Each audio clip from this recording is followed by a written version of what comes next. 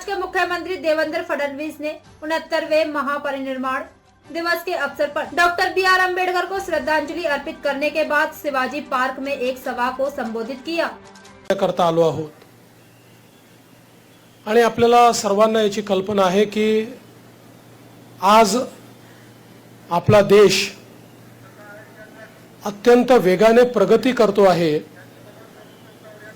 जगातली 5वी सर्वात मोठी अर्थव्यवस्था आज भारत झालाय, जगातली 3री मोठी अर्थव्यवस्था होतोय।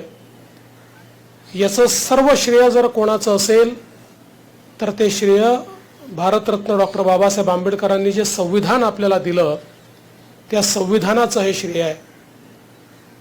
मी तर असं म्हणेन की जगाच्या पाठीवर सर्वात सुंदर आणि सर्वात उत्तम संविधान जर कुठलं असेल तर ते भारताचं संविधान आहे। कारण हे संविधान सामान्य माणसाच्या जीवनामध्ये सामाजिक आर्थिक परिवर्तन घडवण्याचं मूलमंत्र घेऊन त्या ठिकाणी तयार करण्यात आलं आहे।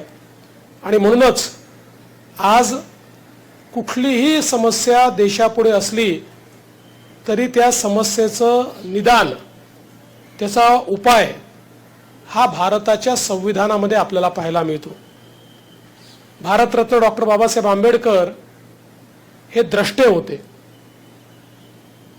त्यांचा जवळजवळ सगळ्या विषयात प्रचंड अशा प्रकारचा अभ्यास होता, व्यासंग होता आणि ती दृष्टी ही संविधानामध्ये आलेली आपल्याला पाहायला मिळते। आणि खऱ्या अर्थानं भगवान गौतम बुद्धांनी धम्माच्या माध्यमातनं जो समतेचा, बंधुतेचा एक संदेश दिला, तो संदेश देखील आपल्या संविधानाच्या माध्यमातनं आपण अंगीकारला।